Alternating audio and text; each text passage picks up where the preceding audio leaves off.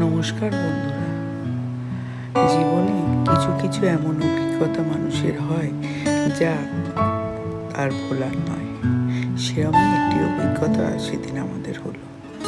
বাড়ির এত কাছে এত সুন্দর একটা জায়গা আছে এবং এত মনোরম তার দৃশ্য, সত্যিই যদি না যেতাম বুঝতাম না। মিলেনিয়াম পার্কের ঠিক মুখে টিকিট কাউন্টার থেকে টিকিট কেটে আমরা উঠে পড়েছিলাম এই প্রমোদতলিতে।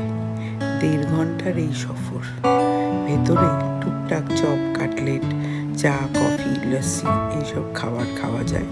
আর দোতলার ডেকে কিছু মিউজিশিয়ান থাকে যারা গান বাজনা করে। সঙ্গে আপনি ইচ্ছে নাচতে পারেন, গানতে পারেন।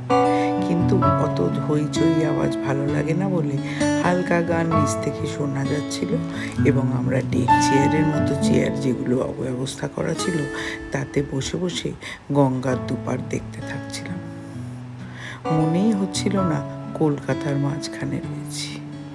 দূর থেকে হাওড়া ব্রিজকে দেখে চোখ ভরে উঠেছিল। হাওড়া ব্রিজের তলা দিয়েও আমি গেছিলাম, সেই ছবিও আপনাদের সাথে শেয়ার করেছি। যদি ভালো লাগে আমার এই ভিডিওটি সাবস্ক্রাইব করবেন আর লাইক করবেন। ধন্যবাদ।